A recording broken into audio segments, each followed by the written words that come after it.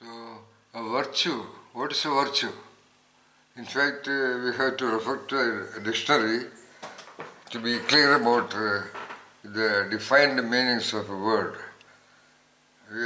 We should, because every word is a creation by the geniuses who understood the basics of language.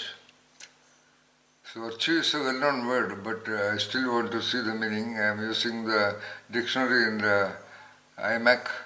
Virtue means, I choose the relevant meaning. A quality considered morally good or desirable in a person.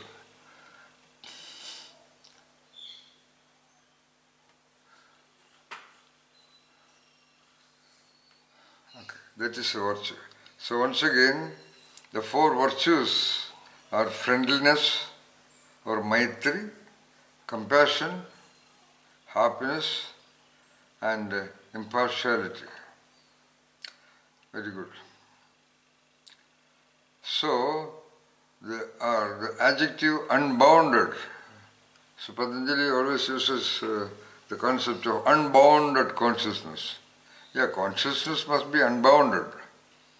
That's why it is able to experience or identify whatever is exposed to the five senses and of the human entity, as well as the thought process.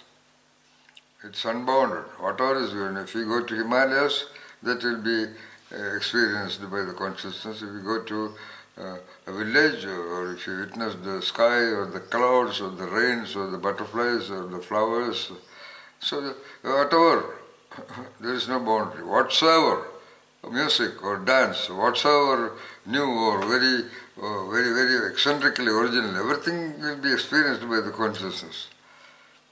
Though the individual cannot do anything in order to produce that experience. Similarly, there is an expression, the state of unclouded truth. Unclouded truth. So perception of truth, which is unclouded. So clouded meaning that is partially covered. So a great lot of people know a great lot of truths, but they are all partial and they are happy with that. The tip of the iceberg of a truth is quite sufficient to make them feel contented. Many other examples could be cited, alright, okay. There is a picture there, alright, in that page. It's also a very unique picture. But it cannot be. Yeah, this is that picture. Yeah.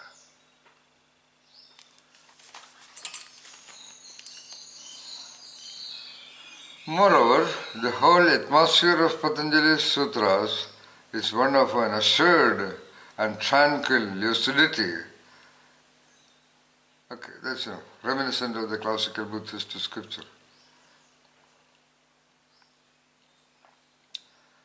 There is a confusion there.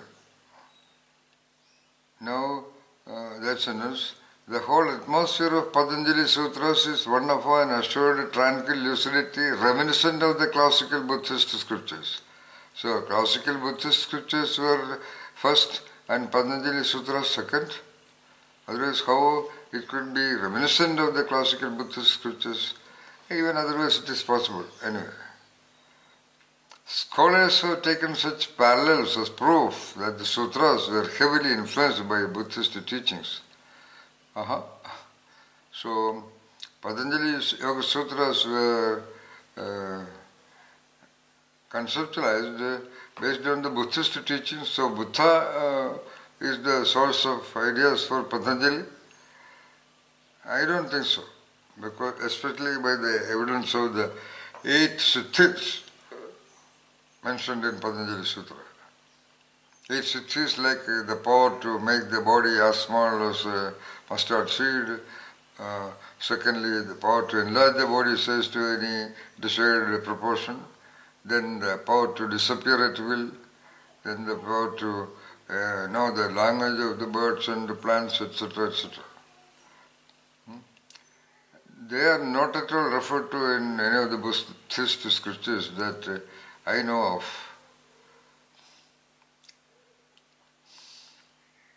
And Rishi like Patanjali need not depend on Buddhist what you call teachings as written by the introduction writer of this text. So anyway, that's not very important. But I am just talking about the way texts are delineated by the so-called scholars. Scholars do a wonderful job, but they also camouflage certain things. They, I would say, they even mislead people. Like they would create wrong understandings in people. In fact, Patanjali talks about the blocks to enlightenment. One is wrong understanding. And this kind of writings, according to me, will induce a wrong understanding, so-called clouded truth at least. Anyway, now I am skipping certain so-called scholastic writings.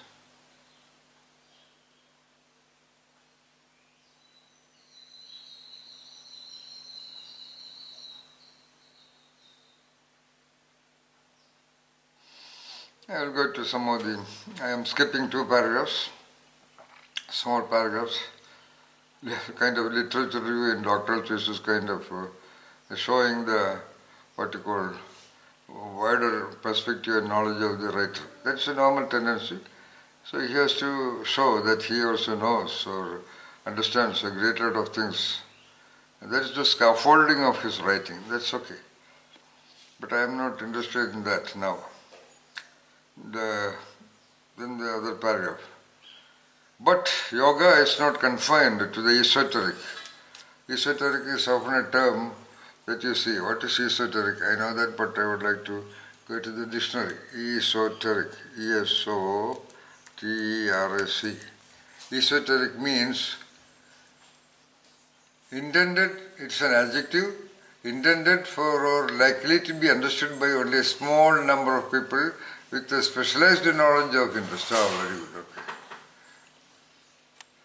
Once again, esoteric meaning intended for or likely to be understood by only a small number of people with some specialized knowledge of interest. Knowledge or interest, yeah. Like my books are esoteric, my Facebook posts are esoteric. Oh, okay. That is esoteric, E-S-O-T-E-R-A-C. Alright. Origin of that word is mid-17th century from the Greek word esoterikos. And the opposite of that is exoteric. So anyway, it's opposite. That means maybe relevant for all, whatever it is. Okay, all right. But yoga is not confined to the esoteric. That is a different way of saying the same thing he said before. It is for all. At the other end of the Indian religious spectrum lie the great epics. That also is not correct. Indian religious spectrum, there is no religion in India. That's a different issue. Okay? Hinduism is not a religion, like Christianity or Islam or Judaism and things like that. So at the other end of Indian whatever spectrum lie the great epics, the Mahabharata and the Ramayana.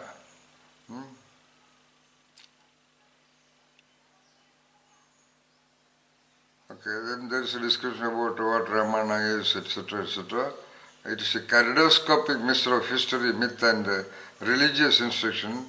The epics proudly proclaim the exploits of the gods and heroes who practiced yoga and gloried in its power. Yes, that is true. They all must be, most of the characters in Mahabharata and Ramayana, they must have undergone severe levels of yoga training. That's why they were able to do magics or wonders with their competences. The best known of these legends, I mean, the yogic experts in Mahabharata, the best known of these legends is the 18th chapter of the Mahabharata, the Bhagavad Gita, or the Song of God. All right. In this, the God Krishna, the embodiment of divine love, instructs Arjuna, who represents the mankind, who said they represent, these are all interpretations by the scholars. Anyway, Krishna told Arjuna, whatever, that is the Bhagavad Gita. Krishna emphasizes that yoga is essential to bring harmony and success to daily life. Okay, that's true. He described it as skill in action, yoga karmam kausalam. So according to Krishna, yoga is skill in action. It could be skill in whatever I have identified as the 6 components of human entity or any entities. They are expressions, 1, responses, 2, behaviors, 3,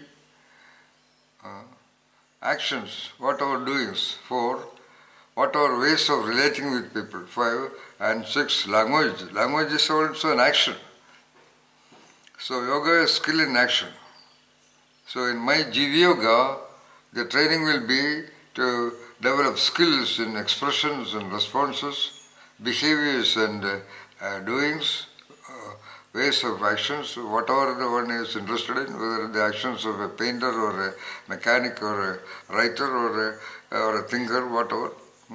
And then the ways of relationships, how to manage the relationship with others, and much more prominently, the skill in action of using language.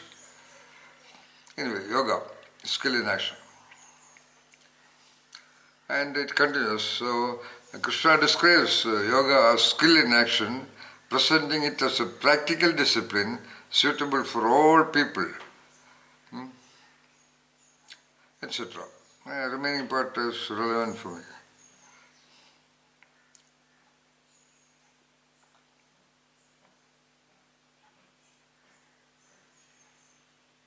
All right.